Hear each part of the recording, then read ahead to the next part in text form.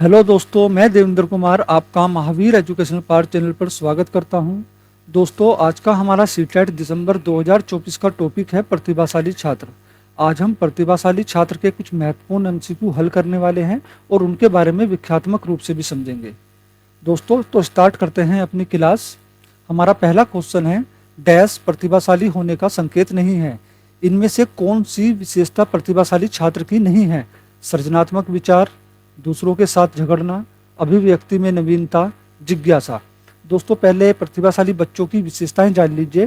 प्रतिभाशाली छात्र जो होते हैं या प्रतिभाशाली बच्चे जो होते हैं वो चलना, बोलना,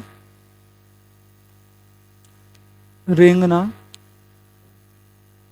पढ़ना, अन्य गतिविधि जो है अन्य सामान्य छात्रों से तेजी से सीखते हैं। ठीक है। और इन बच्चों का विशाल शब्दकोश होता है।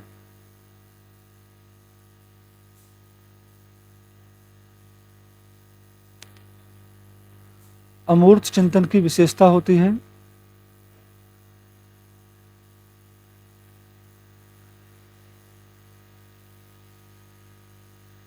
उच्च विद्यालय उपलब्धि होती है, मतलब विद्यालय में अच्छा प्रदर्शन करते हैं बच्चे ये।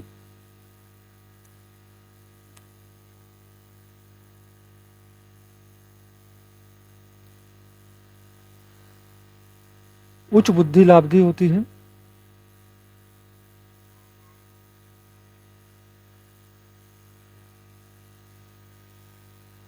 इन बच्चों की बुद्धि लाभदी दोस्तों 140 प्लस होती है। कितनी? 140 प्लस।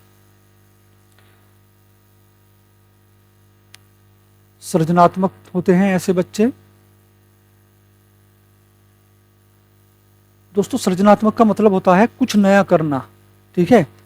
किसी चीज में पहले से कम समय लगाना, किसी क्रिया में पहले से कम समय लगाना। मान लो कोई बच्चा जो है किसी चीज को बनाना सीख गया है या करना सीख गया है, तो वो अगली बार क्या करेगा, उसको नए तरीके से करेगा और पहले से कम ज्यादा समय लेगा। मतलब किसी भी चीज को नए तरीके से करना सृजनात्मकता कहलाता है। अभिव्यक्ति में नवीनता, जिज्ञासा। दोस्तों, अभिव्यक्ति होती है अपने विचारों का आदान प्रदान करना। ठीक है। ऐसे बच्चे धारा प्रवाह बोलते हैं और अपनी अभिव्यक्ति, अपने विचारों की अभिव्यक्ति जो है बहुत ही बेहतरीन ढंग से करते हैं कि सामने वाले के जिसके भी सामने या जिस तक भी बच्चों को अपने विचार पहुंचाने होते हैं वो बिल्कुल सरलता के साथ इनके विचारों को समझ जाता है। और जिज्ञासा का मतलब होता है उत्तेजना, कह सकते हैं एक तरह से, किसी चीज को जानने की चाहत, है ना, किसी चीज को करने की चाहत, लगन, इसको बोलते हैं जिज्ञासा।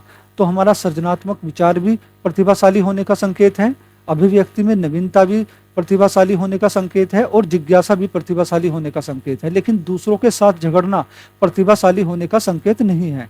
तो हमारा ऑप्शन नंबर 2 ही राइट आंसर हो जाएगा। दूसरों के साथ झगड़ना प्रतिभाशाली बच्चे होने का संकेत नहीं है। हमारा दूसरा क्वेश्चन है, प्रतिभाशाली विद्यार्थी स्वभाव के अंतर्मुखी होते हैं, अपनी आवश्यकताओं को दृढ़तापूर्वक नहीं कह पाए, अपने निर्णयों में आत्मनिर्भर होते हैं, शिक्षकों से स्वतंत्र होते हैं। तो दोस्तों, प्रतिभाशाली विद्यार्थी जो होते हैं स्वभाव के बहिर्मुखी होते हैं। क्या होते हैं? बहिर्मुखी होते हैं। सब बच्चों में सबके साथ घुलनशील होते हैं, सब जगह अपना समायोजन कर लेते हैं। ठीक है। और अपने निर्णयों में आत्मनिर्भर भी होते हैं। क्या होते हैं? अपने निर्णयों में आत्मनिर्भर होते हैं। हाँ, ये यही पूछ रहा है, तो हमारा ऑप्शन नंबर 3 ही राइट आंसर हो जाएगा। अपने निर्णयों में आत्मनिर्भर होते हैं, जबकि शिक्षकों से स्वतंत्र होते हैं, ऐसा नहीं है। तो हमारा ये ऑप्शन भी कट जाता है। और अपनी आवश्यकताओं को दृढ़तापूर्वक नहीं कह पाते, ये भी गलत हो जाता है। ठीक है। और ये भी गलत हो जाता है। तो हमारा ऑप्शन नंबर 3 राइट आंसर होगा, अपने निर्णयों में आत्मनिर्भर होते हैं। हमारा अगला क्वेश्चन है, प्रतिभाशाली शिक्षार्थी को अधिगम निर्योग्य नहीं कर सकते हैं। ऐसे सहयोग की आवश्यकता होती है जो सामान्यतः विद्यालयों द्वारा उपलब्ध नहीं कराए जाते हैं। शिक्षक के बिना अपने अध्ययन को व्यवस्थित कर लेते हैं, अन्य शिक्षार्थियों के अच्छे मॉडल बन सकते हैं। तो हमारा इसका ऑप्शन नंबर 2 राइट आंसर हो जाएगा। प्रतिभाशाली शिक्षार्थी को ऐसे सहयोग की आवश्यकता होती है जो सामान्यतः विद्यालयों द्वारा उपलब्ध नहीं कराए जाते हैं। क्वेश्चन नंबर 4, डैश के कारण प्रतिभाशालीता होती है? मनोसामाजिक कारकों के द्वारा, अनुवांशिक रचना के द्वारा, वातावरणीय अभिप्रेरणा के द्वारा, 2 और 3 का समायोजन मतलब संयोजन। 2 और 3 हमारे ये दोनों ऑप्शन जो हैं ये सही हैं। तो हमारा इनमें से कौन सा ऑप्शन राइट होगा? दोस्तों मनोसामाजिक कारकों के कारण जो है प्रतिभाशालीता नहीं होती है, ये अनुवांशिक रचना है।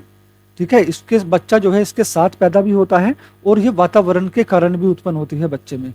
ठीक है, यानी वातावरण अभिप्रेरणा, अभिप्रेरणा का मतलब होता है किसी चीज को बच्चा अपने आप स्वयं की लगन से करे, ठीक है ना, खुद खुश होके करे, तो उसको बोलते हैं अभिप्रेरणा। तो हमारा यहाँ ऑप्शन नंबर 4 जो होगा राइट आंसर होगा, 2 और 3 का संयोजन, यानी अनुवांशिक रचना के कारण भी और वातावरणीय अभिप्रेरणा के कारण भी। हमारा अगला क्वेश्चन है, निम्नलिखित में से प्रतिभाशाली अधिगमकर्ताओं के लिए क्या समुचित है? वह अन्य को भी कुशल प्रभावी बनाते हैं तथा सहयोगी अधिगम के लिए आवश्यक है। वह सदैव अन्यों का नेतृत्व करते हैं और कक्षा में अतिरिक्त उत्तरदायित्व ग्रहण करते हैं। अपनी उच्च स्तरीय संवेदनात्मकता के कारण वह भी निम्न श्रेणी पा सकते हैं। बुनियादी तौर पर उनकी मस्तिष्कीय शक्ति के कारण ही उनका महत्व होता है। तो दोस्तों इसका हमारा ऑप्शन नंबर 3 राइट आंसर होगा। अपनी उच्च स्तरीय संवेदनात्मकता के कारण वह भी निम्न श्रेणी पा सकते हैं। दोस्तों प्रतिभाशाली विद्यार्थी जरूरी नहीं है कि प्रतिभाशाली निम्न श्रेणी नहीं पा सकते, ठीक है ना। प्रतिभाशाली बालक भी समस्यात्मक बालक कहलाते हैं, इस बात का ध्यान रखना। समस्यात्मक बालक, समस्यात्मक बालक कहलाते हैं प्रतिभाशाली भी। लेकिन कब कहलाते हैं? ऐसे नहीं कि हर प्रतिभाशाली बालक जो समस्यात्मक बालक कहलाएगा। अगर प्रतिभाशाली बालक को चुनौतीपूर्ण कार्य ना दिया जाए, ठीक है ना, जिसमें वे मन से शक्ति लगाकर पूरे मोटिवेशन, पूरी अभिप्रेरणा के साथ कार्य ना कर सकें, तो फिर क्या होता है, ये बच्चे कक्षा में समस्यात्मक बालक के रूप ले लेते हैं। ठीक है, ये बच्चे कक्षा में समस्या उत्पन्न करते हैं। तो ऐसे बालक को, प्रतिभाशाली बालक को हमेशा चुनौतीपूर्ण कार्य देना चाहिए, है ना, चुनौतीपूर्ण कार्य देना चाहिए और बच्चों से कठिन कार्य देना चाहिए। जो बच्चे सामान्य बच्चे हैं उन बच्चों से कठिन कार्य प्रतिभाशाली बच्चों को देना चाहिए, वरना ये समस्या उत्पन्न करते हैं कक्षा में। तो हमारा ऑप्शन नंबर 3 राइट आंसर होगा। प्रतिभाशाली शिक्षार्थियों को डैश से जुड़े प्रश्नों पर अधिक समय देने के लिए कहा जाता है? स्मरण, समझ, सर्जन, विश्लेषण।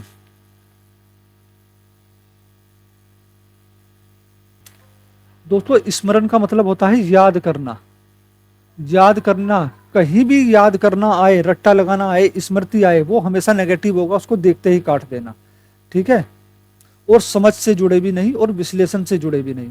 लेकिन मैंने भी पिछले क्वेश्चन में बताया था, प्रतिभाशाली बच्चों की जो विशेषता बताई थी उसमें से मैंने एक विशेषता बताई थी, प्रतिभाशाली बच्चे सृजनात्मक होते हैं। ठीक है, तो यहाँ यही है सर्जन। यहाँ पूरा ना देके थोड़ा सा कंफ्यूज कर देते हैं बच्चे को, बाकी इसका मतलब सृजनात्मकता से ही जुड़ा हुआ है। ठीक है, प्रतिभाशाली शिक्षार्थियों को सर्जन से जुड़े प्रश्नों पर अधिक समय देने के लिए कहा जाता है। हमारा ऑप्शन नंबर 3 राइट आंसर होगा, ताकि बच्चे कुछ नया करना सीखें। क्वेश्चन नंबर 7, अध्यापक की दृष्टिकोण से प्रतिभाशालीता किसका संयोजन है? उच्च योग्यता, उच्च सृजनात्मकता, उच्च वचनबद्धता, उच्च प्रेरणा, उच्च वचनबद्धता, उच्च क्षमता, उच्च योग्यता, उच्च क्षमता, उच्च वचनबद्धता, उच्च क्षमता, उच्च सृजनात्मकता, उच्च स्मरण शक्ति। दोस्तों उच्च सृजनात्मकता ये तो हमारा सही है, ठीक है ना, उच्च क्षमता भी सही है, लेकिन यहाँ स्मरण शक्ति आ गई। स्मरण का मतलब होता है याद करना, तो ये जो है इनका लक्षण नहीं है ऐसे बच्चों का। ठीक है, तो ये ऑप्शन तो हमारा कट जाता है। और दोस्तों उच्च क्षमता भी जो है प्रतिभाशाली बच्चे का संकेत नहीं है। ठीक है ना, तो उच्च योग्यता, उच्च क्षमता, यहाँ उच्च क्षमता आ गई तो ये भी कट जाएगा। ठीक है, उच्च प्रेरणा, उच्च वचनबद्धता, यहाँ भी उच्च क्षमता आ गई, हमारा ये ऑप्शन भी कट जाएगा। लेकिन उच्च योग्यता, उच्च सृजनात्मकता और उच्च वचनबद्धता ये क्या है? प्रतिभाशालीता बच्चों का संयोजन है। तो हमारा यहाँ ऑप्शन नंबर 1 राइट आंसर होगा। अब अगला क्वेश्चन है हमारा, इनमें से कौन सी विशेषता प्रतिभाशाली बच्चों की नहीं है? उच्च आत्म क्षमता, निम्न औषधीय मानसिक प्रक्रियाएं, अंतर्दृष्टि पूर्वक समस्याओं का समाधान करना, उच्चतर श्रेणी की मानसिक प्रक्रियाएं। तो मेरे भाइयों थोड़ा सा और विशेषता देख लेते हैं प्रतिभाशाली बच्चों की। ऐसे बच्चे सामान्य ज्ञान में रुचि रखते हैं,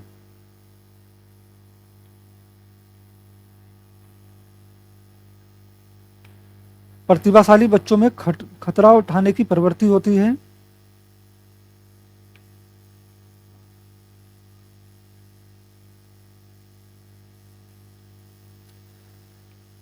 कठिन कार्यों में रुचि रखते हैं। अगर इनको कठिन कार्य ना दिया जाए तो ये ऊब जाते हैं। ठीक है,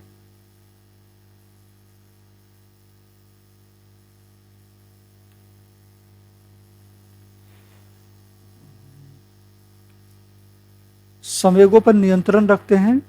संवेग मतलब भाव।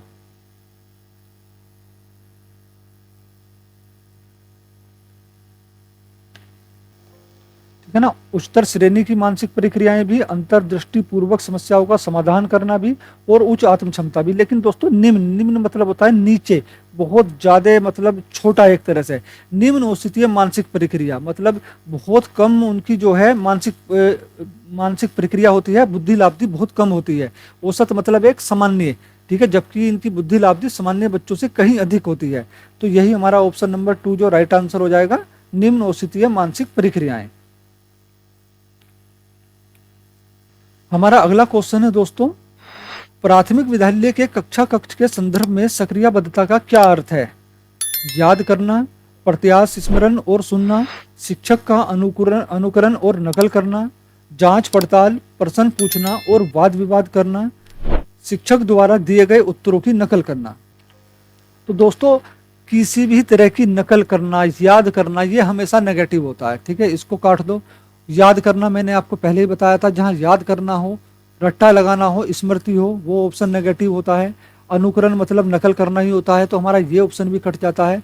लेकिन सक्रियबद्धता का अर्थ होता है कि कोई बच्चा कक्षा में सक्रिय रूप से हिस्सेदारी ले रहा है या नहीं, वो कक्षा में सक्रिय है या नहीं, तो ये कैसे पता चलेगा? जांच पड़ताल, प्रश्न पूछना। अगर बच्चा किसी चीज की जांच पड़ताल कर रहा है, कक्षा में शिक्षक से बार बार प्रश्न पूछ रहा है, ठीक है, और वाद विवाद कर रहा है। वाद विवाद का मतलब लड़ाई करना नहीं, वाद विवाद का मतलब है शिक्षक द्वारा दिया गए किसी भी टॉपिक पर वाद विवाद करना। वहां पर क्या होता है, 2-3 समूह बना दिए जाते हैं किसी टॉपिक पे, और उन बच्चों से कहा जाता है अब इसके बारे में एक दूसरे से क्वेश्चन करिए और प्रश्न पूछिए, और उनके मतलब दूसरा बच्चा उनके उत्तर देगा, सब दूसरे वाला समूह। तो इसको कहते हैं वाद विवाद करना। ठीक है, तो सक्रियबद्धता का अर्थ ही होता है जांच पड़ताल करना, प्रश्न पूछना, वाद विवाद करना। तो हमारा ऑप्शन नंबर 3 है राइट आंसर हो जाएगा। क्वेश्चन नंबर 10, निम्नलिखित में से कौन सी विशेषता प्रतिभावान शिक्षार्थी की है? यदि कक्षा की गतिविधियां अधिक चुनौतीपूर्ण नहीं होती हैं तो वह कम प्रेरित अनुभव करता है और ऊब जाता है। बिल्कुल, ये तो हमारा राइट आंसर है। फिर भी देख लेते हैं। वह बहुत ही तुकमिजाज होता है। नहीं, वह तुकमिजाज नहीं होता है। वह अजीब व्यवहार करता है, जैसे हाथ थपथपाना, डोलना आदि। नहीं दोस्तों, हाथ थपथपाना, डोलना ये करते हैं अति सक्रिय बच्चे। ठीक है ना, अति सक्रिय बच्चे जो होते हैं, और अति सक्रिय बच्चे समस्यात्मक बालक भी कहलाते हैं। वह आक्रामक और कुंठित हो जाता है। नहीं दोस्तों, वो आक्रामक और कुंठित नहीं होता है। तो हमारा ऑप्शन नंबर 1 ही यहाँ राइट आंसर होगा। यदि कक्षा की गतिविधियां अधिक चुनौतीपूर्ण नहीं होती है तो वह कम अभिप्रेरित या कम प्रेरित अनुभव करता है और ऊब जाता है। हमारा ऑप्शन नंबर 1 यहाँ राइट आंसर होगा।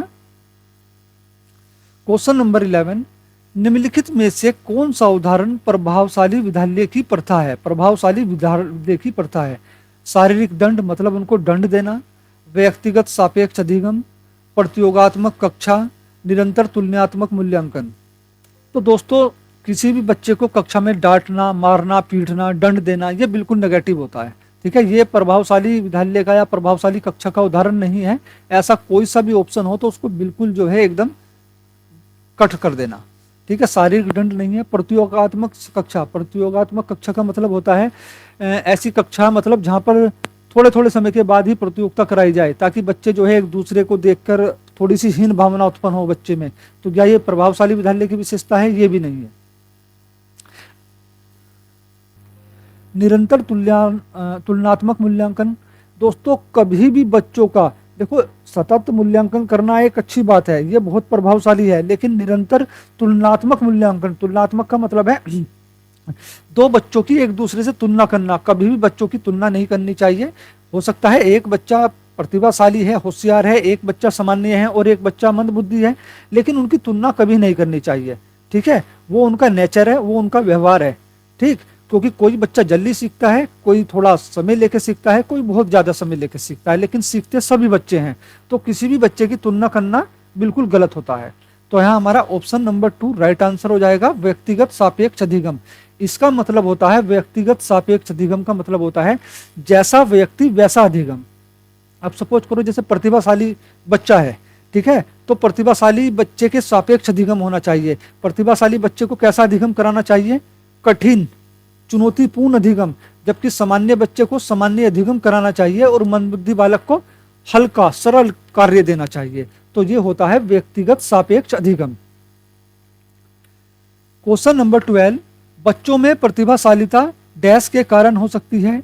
एक संसाधन, समृद्ध वातावरण, सफल माता पिता, एक अनुशासित दिनचर्या, अनुवांशिकता और वातावरण के बीच एक अंतःक्रिया। दोस्तों मैंने अभी बताया था, पिछले क्वेश्चन में भी था कि 2 और 3 का संयोजन, वहां पे भी यही दिया था ना, अनुवांशिकता और वातावरण की के बीच की जो क्रिया होती है या वातावरण के कारण प्रतिभाशाली होती है। तो यहाँ हमारा ऑप्शन नंबर 4 राइट आंसर हो जाएगा। अनुवांशिकता और वातावरण के बीच की एक अंतःक्रिया के कारण ही प्रतिभाशालिता उत्पन्न होती है। क्वेश्चन नंबर 13, कक्षा में सृजनात्मक और प्रतिभाशाली बच्चों के लिए आवश्यक हस्तक्षेप निर्भर करता है उन्हें अतिरिक्त समय दिए जाने पर, उनके प्रति स्नेही होने के संदर्भ पर, उन्हें अन्य बच्चों को पढ़ाने की जिम्मेदारी देने पर, शिक्षक द्वारा अनुकूलित और प्रेरक निर्देशन तरीकों के उपयोग पर। तो मेरे प्यारे भाइयों, उन्हें अतिरिक्त समय दिए जाने से कोई मतलब नहीं होता है, ठीक है। ये प्रतिभाशाली बच्चे होते हैं और ये नेचर है उनका, ठीक है। सृजनात्मक बच्चों का, प्रतिभाशाली बच्चों का ये नेचर है। उनके प्रति स्नेही होने के संदर्भ में ऐसा नहीं है, मैंने भी पीछे भी कहा है, किसी भी बच्चों के साथ विशेष बर्ताव या विशेष व्यवहार नहीं करना चाहिए, ज़्यादा लगाव नहीं रखना चाहिए, सभी बच्चों को एक समान नज़रिए से देखना चाहिए। उन्हें अन्य बच्चों को पढ़ाने की जिम्मेदारी देने पर यह भी नहीं, हालांकि प्रतिभाशाली बच्चों से जो है छोटी क्लास के बच्चों को पढ़वाया जाना चाहिए, ये एक अच्छा सकारात्मक पॉइंट है। लेकिन उससे अलग हमारा ऑप्शन 4 जो और भी ज़्यादा मजबूत हो जाता है, शिक्षक द्वारा अनुकूलित और प्रेरक निर्देशन तरीकों के उपयोग पर। तो यहाँ हमारा ऑप्शन नंबर 4 राइट आंसर होगा। हमारा अगला क्वेश्चन है, निम्नलिखित में से कौन सा विकल्प प्रगतिशील शिक्षा का सबसे अच्छा वर्णन करता है? थेमेटिक इकाइयाँ, नियमित इकाई, परीक्षण रैंकिंग, व्यक्तिगत अधिगम, क्षमता समूह बनाना, छात्रों की लेवलिंग। लेवलिंग मतलब छात्रों पर लेवल लगा देना कि ये बच्चा कमजोर है, ये बच्चा होशियार है, ये बच्चा सामान्य है और ये बच्चा बहुत ज़्यादा मंदबुद्धि है, ठीक है। कभी भी छात्रों पर लेवल नहीं लगाना चाहिए दोस्तों। और देखो, व्यक्तिगत सापेक्ष अधिगम होता तो सही होता ये, लेकिन यहाँ है व्यक्तिगत अधिगम, मतलब किसी बच्चे को स्पेशल अधिगम कराएं, स्पेशल पढ़ाया जाए, नहीं, ये भी नहीं होता है, ये भी नहीं होता है। समूह बनाना दोस्तों, क्षमता समूह बनाना कि जिन बच्चों में जैसी क्षमता है उसके हिसाब से समूह बना दिया जाए, बच्चों को अलग अलग कर दिया जाए, वर्गीकृत कर दिया जाए। तो ऐसा कोई सा भी ऑप्शन होगा वो भी नेगेटिव होगा। परियोजना विधि, क्षमता समूह बनाना, रैंकिंग, क्षमता समूह बनाना, ठीक है ना। परियोजना विधि, रैंकिंग, ये भी नहीं दोस्तों। करके सीखना, ठीक है। परियोजना विधि, सहयोग से सीखना। देखो, शिक्षक का काम होता है बच्चों का मार्गदर्शन करना, ना कि बच्चों के काम में टांग अड़ाना। मतलब बच्चे जो सीख रहे हैं ना, उसको सिर्फ से अपनी मर्जी से, अपनी जैसे भी बच्चा सीखना चाह रहा है, जिस तरह से भी कोशिश कर रहा हो, उसको करने दो। बस शिक्षक का काम होता है उसको एक रास्ता दिखाना, ठीक है, उसको एक रास्ता दिखाना ताकि बच्चा खुद करके सीखे। तो हमारा यहाँ ऑप्शन नंबर 4 जो होगा राइट आंसर होगा, करके सीखना, परियोजना विधि, सहयोग से सीखना। हमारा अगला क्वेश्चन है, प्रगतिशील शिक्षा के बारे में निम्नलिखित में से कौन सा कथन बताता है शिक्षा स्वयं की जीवन है? स्कूलों की आवश्यकता नहीं है, बच्चे अपने जीवन के अनुभवों से सीख सकते हैं, ये तो नहीं हो रहा। स्कूलों में शिक्षा सामाजिक और प्राकृतिक दुनिया को प्रतिबिंबित करें, जीवन सच्चा शिक्षक है, स्कूल शिक्षा को यथासंभव लंबे समय तक जारी रखना चाहिए। दोस्तों यहाँ हमारा ऑप्शन नंबर 2 राइट आंसर होगा। स्कूलों में शिक्षा सामाजिक और प्राकृतिक दुनिया को प्रतिबिंबित करे, मतलब बच्चे के आसपास के जीवन से जोड़कर बच्चों को पढ़ाना चाहिए, ठीक है।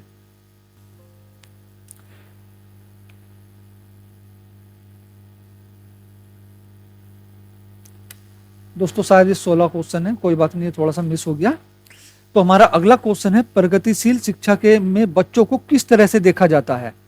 निष्क्रिय अनुकारकों के रूप में। दोस्तों निष्क्रिय का मतलब होता है शांत बैठे रहना, कुछ ना हलचल करना। टीचर पढ़ा रहे हैं बच्चे को, बच्चा जो है गुमसुम है, इधर उधर ध्यान जा रहा है, ये होता है निष्क्रिय। तो प्रगतिशील शिक्षा ऐसी होती है, नहीं होती है ना, जबकि सक्रिय होती है, जहां हर बच्चा अपनी भागीदारी जो है अपनी भागीदारिता जो है सक्रिय रूप से प्रेरित हो, सक्रिय रूप से करे कक्षा में अपनी भागीदारिता, तो उसको बोलते हैं सक्रिय अनुकारकों के रूप में। यह है सक्रिय अन्वेषकों के रूप में, खाली स्लेटों के रूप में, छोटे वयस्कों के रूप में। दोस्तों प्रगतिशील शिक्षा में बच्चों को किस तरह से देखा जाता है ना, किस तरीके से देखा जाता है? तो ध्यान रखना, सक्रिय अन्वेषकों के रूप में। अन्वेषक का मतलब होता है खोज करना। क्या होता है? खोज करना। प्रतिभाशाली बच्चों की एक विशेषता भी होती है कि प्रतिभाशाली बच्चे जो है खोजी होते हैं, तो सक्रिय अन्वेषकों के रूप में देखा जाता है। तो हमारा यहाँ ऑप्शन नंबर 2 राइट आंसर होगा। हमारा अगला क्वेश्चन है, एक प्रगतिशील कक्षा में ज्ञान की रचना के लिए प्रचुर मौके प्रदान करने चाहिए। विद्यार्थियों को उनके अकादमिक अंकों के आधार पर नामांकित करना चाहिए। अध्यापक को अचर पाठ्यक्रम का पालन करना चाहिए। विद्यार्थियों में प्रतिस्पर्धा पर बल देना चाहिए। दोस्तों प्रतिस्पर्धा, भेदभाव बिल्कुल गलत। ठीक है, अध्यापक को अचर पाठ्यक्रम का पालन करना चाहिए। कहने का मतलब है अचर पाठ्यक्रम मतलब एक मानकीकृत पाठ्यक्रम ही सभी बच्चों को पढ़ाना चाहिए, तो ये भी हमारा ऑप्शन जो है गलत हो जाएगा। एक निश्चित पाठ्यक्रम, नियमित पाठ्यक्रम, मानकीकृत पाठ्यक्रम पढ़ाना बिल्कुल गलत होता है, क्योंकि हर बच्चा जो है अलग व्यवहार का होता है, अलग, हर बच्चे की बुद्धि लाब्धि भी अलग होती है, तो सभी बच्चों के लिए एक पाठ्यक्रम भी सही नहीं होता है। विद्यार्थियों को उनके अकादमिक अंकों के, अकादमिक मतलब जो बच्चों को अंक दिए जाते हैं उसके आधार पर नामांकित कर ले कि ये बच्चा होशियार है, ये बहुत अच्छा है, इस तरह से ये सब प्रगतिशील कक्षा की विशेषता है। नहीं दोस्तों, ये भी गलत है। ज्ञान की रचना के लिए बच्चों को प्रचुर मौके देने चाहिए। ठीक है ना, हमारा ऑप्शन नंबर 1 यहाँ राइट आंसर होगा। एक प्रगतिशील कक्षा में ज्ञान की रचना के लिए बच्चों को प्रचुर मौके प्रदान करने चाहिए। क्वेश्चन नंबर 17, एक प्रगतिशील कक्षा में व्यक्तिगत विभिन्नताओं को किस प्रकार देखा जाना चाहिए? दोस्तों व्यक्तिगत विभिन्नता क्या होती है, मैंने इसके बारे में डिटेल से पढ़ाया है, एक इसका टॉपिक अलग ही है, और इसके एमसीक्यू भी मैं कराऊंगा व्यक्तिगत विभिन्नता के। लेकिन अभी ये प्रगतिशील कक्षा में है तो उसको एक बार थोड़ा सा देख लीजिए शॉर्ट में। व्यक्तिगत विभिन्नता होती है कि सभी बच्चों का, सभी व्यक्तियों का एक दूसरे से किसी न किसी रूप में अलग होना, क्योंकि कभी भी दो बच्चे एक समान नहीं हो सकते, चाहे वह जुड़वा ही क्यों ना हो, वे कभी भी एक समान नहीं होंगे। ठीक है, यही होती है व्यक्तिगत विभिन्नता। शरीर में, लंबाई चौड़ाई में, रंग रूप में, बुद्धि में, विचारों में, किसी न किसी तरह से हर व्यक्ति एक दूसरे से अलग होता है। ठीक है, तो एक प्रगतिशील कक्षा में व्यक्तिगत विभिन्नताओं को किस प्रकार देखा जाना चाहिए? योग्यता आधारित समूह बनाने पर उनका मापदंड। दोस्तों ये तो बिल्कुल गलत हो गया, पहले ही है ना। अध्यापन अधिगम प्रक्रिया की परियोजना के लिए महत्वपूर्ण, ये देख लेते हैं। अधिगम की प्रक्रिया में बाधा, अध्यापक के पक्ष पर असफलता। तो दोस्तों ये अधिगम की प्रक्रिया में बाधा भी नहीं होती है, ठीक है, और ना ही अध्यापक के पक्ष पर असफलता को साबित करती है, लेकिन अध्यापन अधिगम प्रक्रिया की परियोजना के लिए महत्वपूर्ण होती है। तो हमारा ऑप्शन नंबर 1 राइट आंसर होगा, अध्यापन अधिगम प्रक्रिया की परियोजना के लिए महत्वपूर्ण। क्वेश्चन नंबर 18, बाल केंद्रित कक्षा का सृजन कैसे किया जा सकता है? दोस्तों बाल केंद्रित कक्षा क्या, कौन सी होती है, किस तरह की होती है? बाल केंद्रित कक्षा होती है जहां बच्चों के अनुसार अधिगम कराया जाए, ठीक है ना, जहां बच्चों को वरीयता दी जाए, बच्चों के बारे में सोचा जाए, बच्चों को केंद्र में रखकर पढ़ाया जाए, वो होती है बाल केंद्रित शिक्षा। पाठ्यक्रम बच्चों की आवश्यकता के अनुरूप होना चाहिए। तो बाल केंद्रित कक्षा का सृजन कैसे किया जा सकता है? विद्यार्थियों में प्रतिस्पर्धा प्रोत्साहित करके। दोस्तों बिल्कुल गलत। विद्यार्थियों को प्रश्न पूछने से हतोत्साहित करके और उन्हें निष्क्रिय रखकर। दोस्तों निष्क्रिय कहीं भी हो नेगेटिव होता है, और हतोत्साहित का मतलब है कोई बच्चा कक्षा में प्रश्न पूछ रहा है, ठीक है, तो आपने क्या करा, उसको डांट के बैठा दिया, चल चुप बैठ, अभी नहीं पूछेगा, बाद में पूछेगा, तो ये होता है हतोत्साहित करना, उसका आत्मविश्वास तोड़ना, उसको जो है डिमोटिवेशन करना। ऐसा बच्चा अभिप्रेरित भी हो ना तो भी वो जो होगा अभिप्रेरित नहीं हो पाएगा। ठीक है, प्रश्न पूछना एक पॉजिटिव है और बहुत अच्छी बात होती है, लेकिन उसको प्रश्न पूछने से हतोत्साहित नहीं करना चाहिए। बल्कि प्रश्न पूछने के लिए प्रोत्साहित करना चाहिए। विद्यार्थियों को उनके निष्पादन के बारे में समय पर प्रतिपुष्टि देकर, यह हो सकता है, लेकिन अपना दूसरा भी ऑप्शन देख लेते हैं, बारंबार परीक्षा लेकर और शिक्षार्थियों को बीच बीच में भय की अवस्था में रखकर, मतलब बार बार परीक्षा ली जाए, बच्चों पर इतना प्रेशर बना दो कि बच्चा चाहते हुए भी कुछ ना सीख पाए, बच्चे में इतना डर पैदा कर दो। तो दोस्तों ये भी हमारा ऑप्शन जो होगा वो गलत होगा। तो हमारा बचा ऑप्शन नंबर 3, यही हमारा ऑप्शन नंबर राइट आंसर होगा। विद्यार्थियों को उनके निष्पादन के बारे में समय पर प्रतिपुष्टि देना, उनको फीडबैक देना, उनको उनके निष्पादन, उनको उनकी परफॉर्मेंस के बारे में बताना। ठीक है, हमारा अगला क्वेश्चन है, एक प्रगतिशील कक्षा में शिक्षण पाठ्य पुस्तक केंद्रित होता है, योगात्मक परीक्षा पर बल दिया जाता है, विद्यार्थी अध्ययन में सक्रिय भूमिका निभाते हैं, अध्यापक दंड व पुरस्कार द्वारा छात्रों के शिक्षण को दिशा देता है।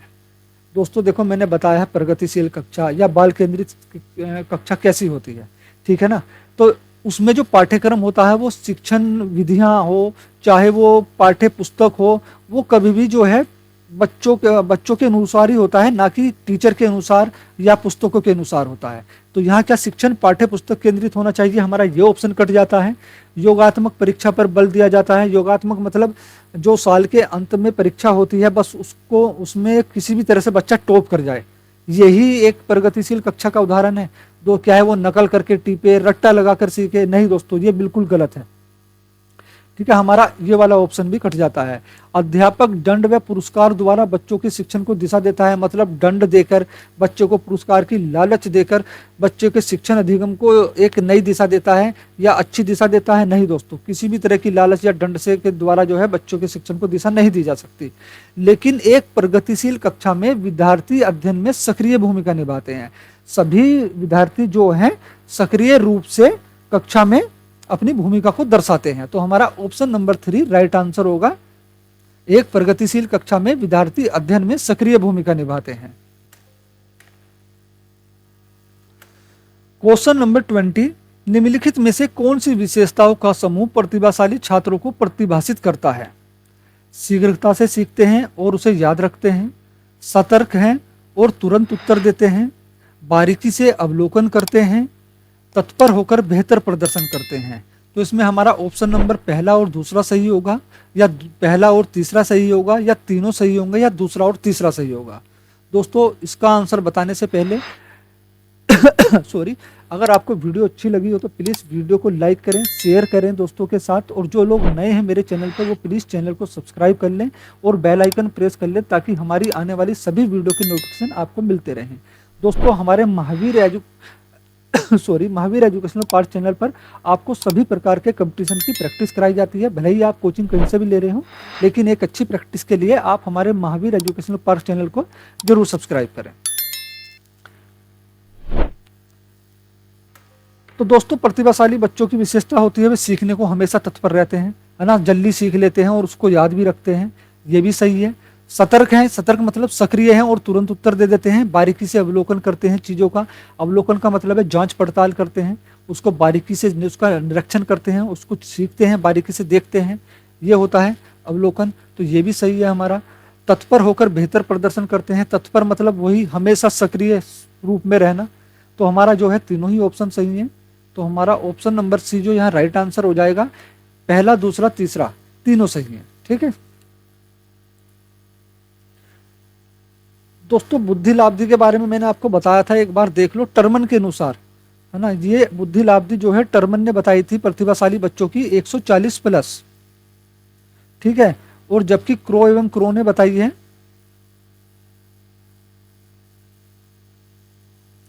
130 प्लस। विटी ने बताई है, विटी मत पोल विटी, इसका पूरा नाम लिख देता हूँ, पोल विटी, इन्होंने बताई है 125 प्लस, और मिल ने बताई है 170 से 200 तक। सबसे ज्यादा जो है मीन ने ही बताई है। दोस्तों ऐसा नहीं है ये सभी गलत हैं या इनमें से कौन सी सही है, दोस्तों ये अपनी अपनी जगह पर सभी सही हैं, ठीक है ना। इनका आईक्यू लेवल सबका सही है, लेकिन ऑप्शन में हमसे अगर 140 दे देगा तो ये तीनों नहीं देगा, अगर 130 दे देगा तो ये नहीं देगा, ठीक है, इस बात का ध्यान रखना। तो जब मैं कोशिश करना जो है मतलब 120 प्लस से या 120 से ज्यादा जिसका भी बुद्धि लेवल हो, आईक्यू लेवल हो बुद्धि का, तो वो प्रतिभाशाली छात्र होता है। अगर आपको 120 सबसे ज्यादा दे रखा है तो 120 करिए, 125 दे रखा है 125 करिए, लेकिन 127-28 मत करके आना, ठीक है ना। 130 हो 30 करना, 40 हो 40 करना। फिर जो होगा ऑप्शन में आपके जो है, और ऑप्शन में ये नहीं होंगे या ये नहीं होंगे, इनमें से एक ही होगा। क्वेश्चन नंबर 21, अनीता जो कि चौथी कक्षा की अध्यापिका है, अपनी कक्षा में एक ऐसी स्थिति का सामना कर रही है जहां कई विद्यार्थी पढ़ाए जा रहे हैं, ऐसे विषय में निरस्ता महसूस कर रहे हैं। इस स्थिति में उसे क्या करना चाहिए? मतलब कई बच्चे जो है विषय पढ़ाए जाने के दौरान जो है ऊब जाते हैं, ठीक है ना, ऊब रहे हैं वे, इसको बोलते हैं निरस्ता। तो इसके लिए उस शिक्षिका को क्या करना चाहिए? इन विद्यार्थियों की अनदेखी करे और उसी विषय वस्तु को पढ़ाना जारी रखे जिससे वे उब रहे हैं। दोस्तों नहीं, ऐसा नहीं। बच्चों के अनुसार शिक्षण अधिगम होना चाहिए, शिक्षण सामग्री बच्चों के अनुसार होनी चाहिए। अगर कोई बच्चा उब रहा है तो देखो उसमें क्या कमी है, क्यों बच्चा उब रहा है, ऐसा क्या कारण है, बच्चा इसमें निरस्ता महसूस कर रहा है। ऐसे बच्चों की अनदेखी नहीं करनी चाहिए, बल्कि इसके कारण को जानना चाहिए, है ना। इन विद्यार्थियों को दंडित करें और इसकी सूचना उनके माता पिता को दें। दोस्तों दंडित दंडित करने का सवाल ही मतलब नहीं होता है ना। मैंने अभी कहा है कि किसी भी बच्चे को कक्षा में कोई भी किसी भी प्रकार का दंड नहीं दिया जाएगा, ऐसा कोई भी ऑप्शन हो वो गलत होगा। पाठ के विषय वस्तु और पढ़ाने के दौरान तरीके पर पुनः चिंतन करें, ये हो सकता है। मान ले कि यह विद्यार्थी सीखने के लिए समस्या पर है, मतलब बच्चे की आप ये बिल्कुल कंफर्म कर लें कि बच्चा जो है ये सीख ही नहीं सकता है आपका पढ़ाया हुआ, या जो आप पढ़ा रहे हो वो ये सीख ही नहीं सकता है, इसकी समझ में नहीं आएगा, ठीक है, ये मान ले। या ये सही है दोस्तों, हर बच्चा सीखना चाहता है, मैंने आपको पीछे भी बताया, ठीक है ना। तो हमारा ऑप्शन नंबर 4 भी गलत कट जाता है, ठीक है। लेकिन पाठ के विषय वस्तु और पढ़ाने के तरीकों पर पुनः विचार करें, पुनः चिंतन करें कि ऐसी कौन सी कमी मेरे में रह गई है कि बच्चा जो है उसमें उब रहा है, निरस्ता महसूस कर रहा है। उसको ऐसा हो सकता है उसको आपकी शिक्षण विधि थोड़ा सही नहीं लग रही हो, जिस कारण बच्चा उब रहा हो, तो उसके लिए दूसरी शिक्षण विधि अपनाइए, ठीक है ना। तो हमारा ऑप्शन नंबर 3 जो होगा राइट आंसर होगा, पाठ के विषय वस्तु और पढ़ाने के तरीकों पर पुनः चिंतन करें। क्वेश्चन नंबर 22, निम्नलिखित में से प्रगतिशील कक्षा की विशेषता क्या नहीं है? प्रगतिशील कक्षा की विशेषता क्या नहीं है? बच्चों की सक्रिय सहभागिता, दोस्तों ये तो बिल्कुल है। लचीला समूह रचना, लचीला का मतलब होता है दोस्तों जहां हर बच्चा समायोजन कर सकता हो, ठीक है ना, तो ये भी होती है। सक्रिय अध्यापक, अध्यापक का सक्रिय होना भी जरूरी है। लेकिन दंड और पुरस्कार पर ध्यान, दोस्तों मैंने कहा दंड ये बिल्कुल नेगेटिव वर्ड होता है, ठीक है ना। तो हमारा यही ऑप्शन जो होगा राइट आंसर होगा क्वेश्चन के अकॉर्डिंग। निम्नलिखित में से प्रगतिशील कक्षा की विशेषता दंड और पुरस्कार नहीं है, तो हमारा ऑप्शन नंबर 4 राइट आंसर हो जाएगा। क्वेश्चन नंबर 23, प्रगतिशील शिक्षा में पाठ्यचर्या के उद्देश्य डैश को महत्व देते हैं। रटंत स्मृति, सत्ता के प्रति अनुकूलता, आलोचनात्मक चिंतन, प्रत्यास्मरण और सतत अभ्यास ड्रिल। दोस्तों इस क्वेश्चन का आंसर जानने से पहले एक प्रतिभाशाली बच्चों की पहचानने की विधियां होती हैं, एक बार उनको देख लेते हैं, ठीक है। थोड़ा शॉर्ट में देख लेते हैं, लेकिन यह है कि आपके सीटेट में अगर पूछेगा तो इन्हीं में से पूछेगा, ठीक है। और ये किसने बताई है दोस्तों? ये बताई है मेकर और पॉल टेरेंस ने। किसने? मेकर और पॉल टेरेंस ने।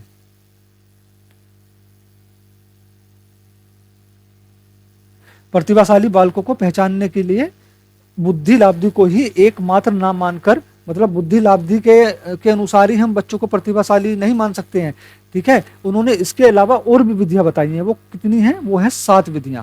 इन्होंने 7 तरीके बताए हैं, 7। वो कौन कौन से हैं? बुद्धि प्राप्तांक, बुद्धि प्राप्तांक, एक होता है बुद्धि लब्धांक, आईक्यू लेवल, है ना।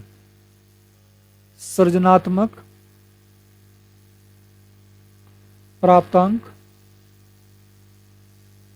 उपलब्ध प्राप्तांक, छात्र या स्वयं निर्णय विधि।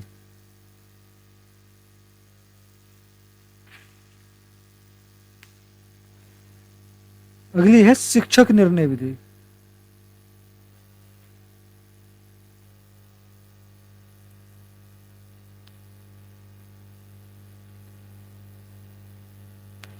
साथियों का निर्णय,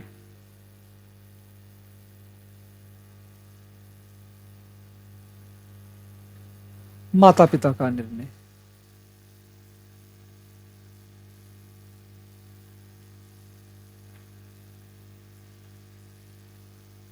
माता पिता का निर्णय।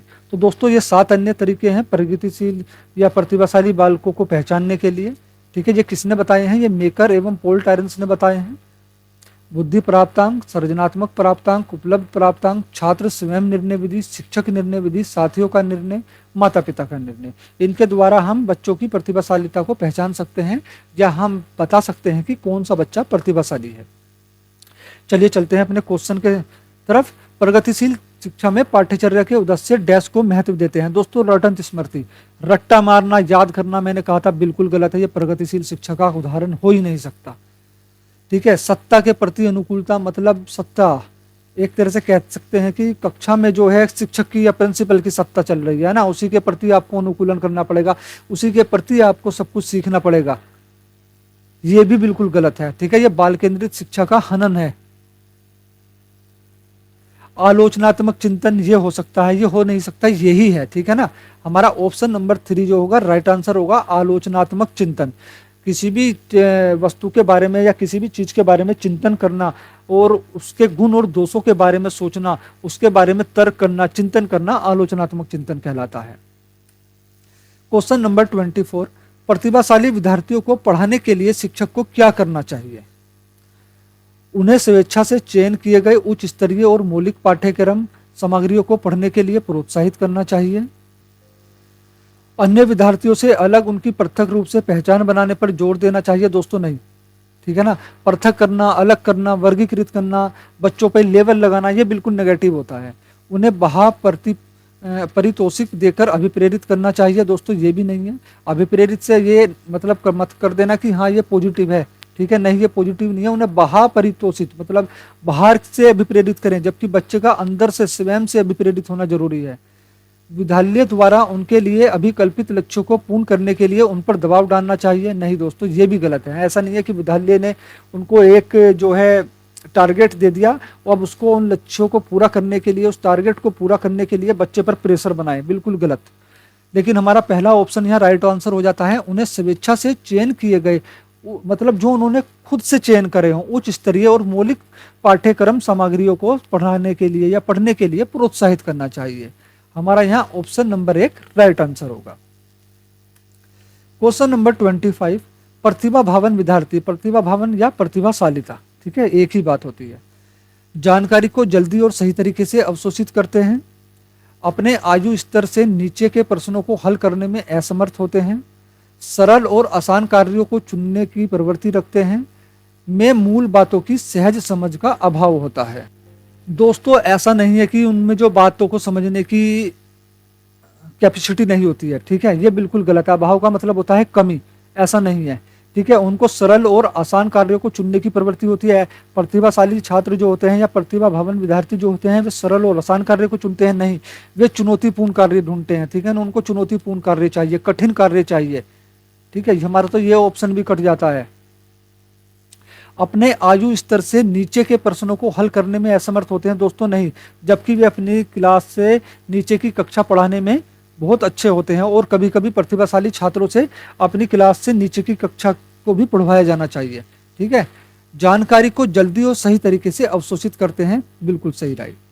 हमारा ऑप्शन नंबर 1 ही हमारा राइट आंसर होगा। प्रतिभा भावन विद्यार्थी जानकारी को जल्दी और सही तरीके से अवशोषित करते हैं। दोस्तों प्रतिभाशाली बालकों की शिक्षा कहाँ देने होनी चाहिए? आपको पता है प्रतिभाशाली बालकों की शिक्षा के बारे में? तो प्रतिभाशाली बालकों को जो है सामान्य स्कूलों में ना थोड़ा सा शिक्षण सामग्री या उनके मतलब का पाठ्यक्रम नहीं होता है जो नॉर्मल विद्यालय होते हैं, ठीक है। ना ही वहाँ पर उनके लिए शिक्षण सामग्री का कोई खास उपयोग किया मतलब बंदोबस्त किया जाता है। तो ऐसे बच्चों को जो है ना विशिष्ट विद्यालयों में शिक्षा दी जानी चाहिए, विशिष्ट विद्यालयों में, जैसे नवोदय, कौन से? नवोदय विद्यालय,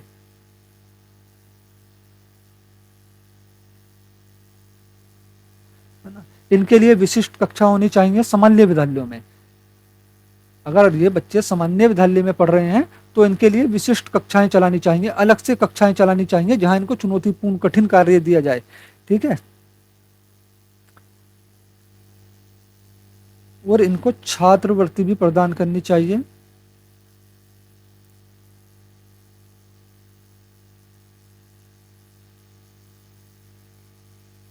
कभी कभी निचली कक्षाओं को पढ़ाने का मौका भी देना चाहिए, इनको प्रतिभा दिखाने का मौका देना चाहिए, और इन बच्चों को, प्रतिभाशाली बच्चों को हमेशा व्यस्त रखें, ध्यान रखें, इनको व्यस्त रखें।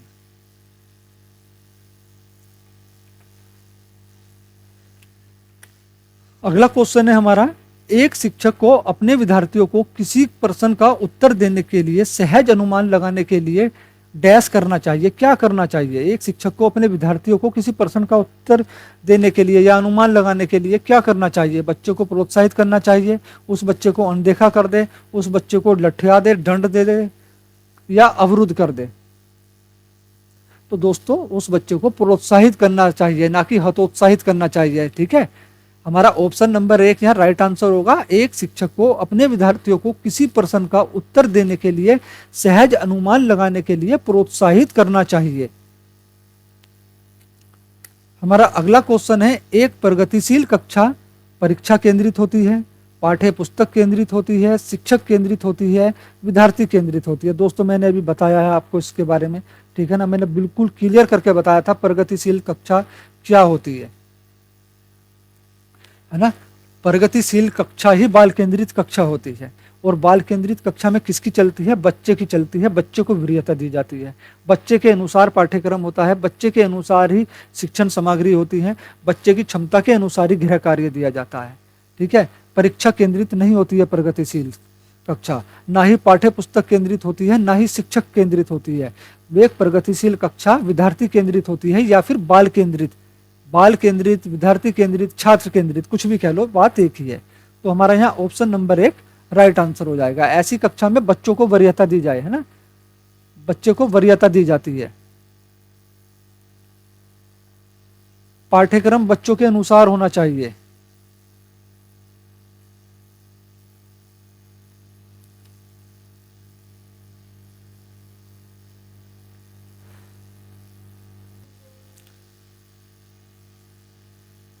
गृह कार्य जो है बच्चों की क्षमता के अनुसार दें।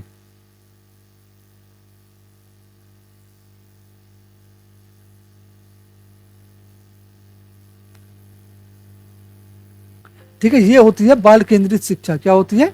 बाल केंद्रित कक्षा या प्रगतिशील कक्षा। हमारा अगला क्वेश्चन है, बच्चों में प्रतिभाशालीता किस प्रकार से परिलक्षित होती है, किस तरह से आती है? बुद्धि का निम्न स्तर होता है, बोधगम्यता का उच्च स्तर होता है, ऐसे बच्चे कार्यों को आसानी से छोड़ देते हैं, छोटे छोटे कार्यों को ध्यान केंद्रित करके कर पाने की अक्षमता, अक्षमता मतलब नाकामियां। दोस्तों प्रतिभाशाली बच्चे का जो है उच्च स्तर होता है बुद्धि का, निम्न स्तर नहीं होता है। मैंने बताया ना 120 प्लस, 130 प्लस, 140 प्लस, मेन जो होता है वो 140 प्लस होता है। ठीक है, तो हमारा ये ऑप्शन कट जाता है। ऐसे बच्चे कार्यों को आसानी से छोड़ देते हैं, बिल्कुल भी नहीं। अगर उनको चुनौतीपूर्ण कार्य मिला है या कोई कार्य को वे कर नहीं पा रहे हैं तो वे उसमें और भी ज्यादा अभिप्रेरित होते हैं और भी ज्यादा बढ़िया तरीके से उस कार्य को करने की कोशिश करते हैं। उनको कार्य भी ऐसे चाहिए जो चुनौतीपूर्ण हो, जिसमें वे अटक जाएं, ठीक है, जिनमें उनकी जो है पूरी शक्ति लग जाए। वे ऐसे कार्य करना पसंद करते हैं, वे कार्यों को आसानी से नहीं छोड़ते हैं। और छोटे छोटे कार्यों को ध्यान नहीं दे पाते हैं ऐसे बच्चे, मतलब उन पर ध्यान केंद्रित नहीं कर पाते हैं प्रतिभाशाली बच्चे, ये भी बिल्कुल गलत। ठीक है, बोधगम्यता का उच्च स्तर, ये बिल्कुल सही है हमारा। तो ऑप्शन नंबर 2 हमारा राइट आंसर होगा, बोधगम्यता का उच्च स्तर। दोस्तों प्रतिभाशाली बच्चों के बारे में थोड़ा सा और जान लीजिए। प्रतिभाशाली बच्चे जो हैं एक पूरी दुनिया में खाली 1% ही हैं। ठीक है, कितने हैं? प्रतिभाशाली बच्चे पूरी दुनिया में 1% ही होते हैं। ठीक है, ये बच्चे और बच्चों से ज्यादा बुद्धिमान होते हैं। ये बच्चे क्या करते हैं? खेल पसंद करते हैं और 50% मित्र बनाते हैं। और ये धैर्यवान होते हैं 80% तक, मतलब धैर्यवान मतलब बहुत धैर्य होता है इनमें, एकदम से ये उत्तेजित नहीं होते हैं। ठीक है, इनका संवेगों पर पूरा नियंत्रण होता है और ये अनुशासन प्रिय होते हैं। 96% अनुशासन प्रिय होते हैं। अब ये मत कहना ये प्रतिशत कहाँ से निकाल लिया, ठीक है, ये पोलबिटी के अनुसार है। पोलबिटी के अनुसार ऐसे बच्चे 50% मित्र बनाते हैं, 80% धैर्यवान होते हैं और 96% अनुशासन प्रिय होते हैं। ठीक है,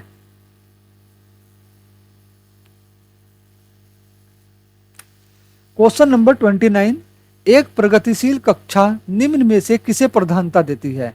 अध्यापिका द्वारा चयनित पढ़ाने के तरीकों को, पाठ्यक्रम को पूरा करने को, कि पाठ्यक्रम पूरा करना है बस जल्दी से जल्दी कर दो, यही प्रगतिशील कक्षा है, या अध्यापक जो चुन ले, जिसका चयन कर ले, केवल वही पढ़ाए, उसी तरीके से पढ़ाए, ये शिक्षक की मर्जी होगी, प्रगतिशील कक्षा इसको प्रधानता देती है।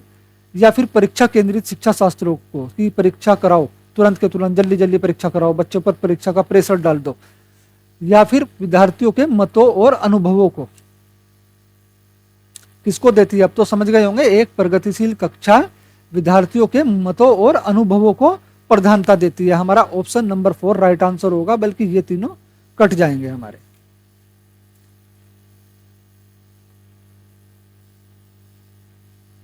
दोस्तों, प्रतिभाशाली बच्चों को पहचानते कैसे हैं? इनकी पहचानने की मैंने आपको विधियां भी बताई है ना। लेकिन जो प्रतिभाशाली बच्चे होते हैं वे क्या करते हैं? वे कठिन विषयों में रुचि रखते हैं, कठिन विषयों में रुचि रखते हैं। ऐसे बच्चे अमूर्त चिंतन कर सकते हैं। अमूर्त चिंतन का मतलब है कल्पना करके चिंतन करना, जो वस्तु उन्होंने ना भी देखी हो उसके बारे में भी चिंतन कर लेना, सोच लेना। ठीक है, और दोस्तों ये नेतृत्व कर सकते हैं। नेतृत्व की भावना होती है, मतलब नेतृत्व मतलब समझ गए ना, किसी का नेता बनना या किसी चीज में सबसे आगे रहना, नेतृत्व की क्षमता होती है। ये बच्चे और बच्चों से 1 इंच ज्यादा लंबे होते हैं। कितने? 1 इंच ज्यादा लंबे होते हैं।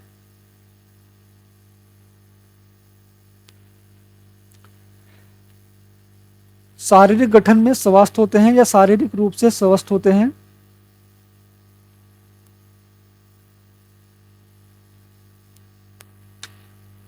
स्वस्थ होते हैं।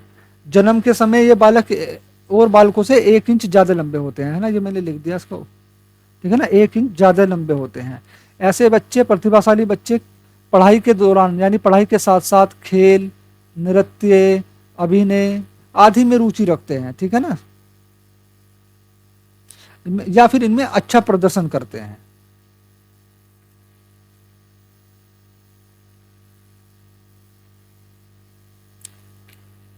क्वेश्चन नंबर 30, प्रतिभाशाली विद्यार्थियों की जरूरत को पूरा करने के लिए निम्न में से कौन सा कदम नहीं अपनाना चाहिए? बच्चों की, प्रतिभाशाली छात्रों की जरूरत पूरा करनी है तो उसके लिए कौन सा कथन गलत है इसमें से? उत्तेजक संवर्धन गतिविधियां प्रदान करना, मानकीकृत पाठ्यचर्या को लागू करना। दोस्तों नहीं की बात हो रही है, ध्यान रखना, नहीं अपनाना चाहिए। अब आप समझ गए होंगे, है ना। विद्यार्थियों को स्वतंत्र परियोजनाएं करने की अनुमति देना ताकि बच्चे खुद करके सीखें। पाठ्यचर्या त्वरण के लिए लचीलापन रखना, बच्चों में समायोजन हो सके। तो दोस्तों कौन सा? मानकीकृत पाठ्यचर्या को लागू करना। मानकीकृत का मतलब होता है कि एक मानकीकृत पाठ्यक्रम बना दिया है, उसकी बुक छपकर आ गई है, अब शिक्षक को केवल वो ही बच्चों को पढ़ाना है। ठीक है, जो कि बहुत गलत होता है। तो यही हमारा जो है ऑप्शन नंबर 2 गलत होगा और यही क्वेश्चन के अकॉर्डिंग राइट होगा। ठीक है, मानकीकृत पाठ्यचर्या को लागू करना प्रतिभाशाली विद्यार्थियों की जरूरत को पूरा करने के लिए गलत है, या ये कदम हमको नहीं अपनाना चाहिए, एक शिक्षक को नहीं अपनाना चाहिए। क्वेश्चन नंबर 31, एक प्रगतिशील कक्षा कक्ष में बच्चों को निश्चित पाठ्यक्रम के अनुसार सीखने के लिए बाध्य किया जाता है। मतलब बाध्य किया मतलब जबरदस्ती की जाती है कि आपको यही सीखना है जो हम पढ़ा रहे हैं, है ना। तो ये प्रगतिशील कक्षा का या बाल केंद्रित कक्षा का उदाहरण है? बिल्कुल भी नहीं, ये तो गलत हो जाता है। बच्चे उन गतिविधियों में संलग्न होते हैं जिनमें वह अपनी क्षमताओं को पा लेते हैं, ये हो सकता है पर और देख लेते हैं। बच्चों की योग्यता के अनुसार उनका नामीकरण में पृथक्करण किया जा सकता है। दोस्तों पृथक्करण करना, वर्गीकृत करना, अलग करना, ये बिल्कुल गलत होता है। बच्चे इनाम को पाने के लिए और सजा से बचने के लिए कार्य करते हैं। दोस्तों ऐसा नहीं है, बच्चे जब अभिप्रेरित होते हैं स्वयं से तो वे उनको किसी को कहने की जरूरत नहीं होती है, वे अपने आप ही कार्यों को करने लगते हैं। तो हमारा ऑप्शन नंबर 2 यहाँ राइट आंसर होगा। एक प्रगतिशील कक्षा कक्ष में बच्चे उन गतिविधियों में संलग्न होते हैं जिसमें वह अपनी क्षमताओं को पा सकते हैं, उनको उनकी क्षमता के अनुसार कार्य दिया जाता है। ठीक है, ये होती है प्रगतिशील कक्षा की या बाल केंद्रित कक्षा की विशेषताएं। तो इसका हमारा ऑप्शन नंबर 2 जो होगा राइट आंसर होगा। दोस्तों हमारा ये टॉपिक सॉरी यहीं पर समाप्त होता है। और प्रगतिशील प्रतिभाशालिता के बारे में मैंने पूरा आपको इस वीडियो में पूरा बता दिया है। इससे बाहर सीटेट में क्वेश्चन बनते नहीं है।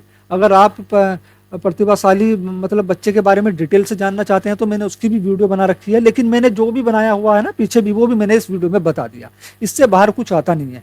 ठीक है ना, ये कुछ एमसीक्यू थे जो आ चुके हैं, पिछले वर्षों में पूछे गए हैं या कुछ आने वाले हैं जिनकी संभावना है। तो इनको आप बहुत अच्छी तरह से समझ गए होंगे मेरे अनुसार। मैंने तो अपनी पूरी कोशिश करी है समझाने में। ठीक है, अगर वीडियो अच्छी लगी हो तो दोस्तों प्लीज़ वीडियो को लाइक करें, दोस्तों के साथ शेयर करें, और जो लोग नए हैं वो चैनल को सब्सक्राइब करके बेल आइकन प्रेस कर लें ताकि हमारी आने वाली सभी वीडियो के नोटिफिकेशन आपको मिलते रहें। दोस्तों वीडियो देखने के लिए धन्यवाद।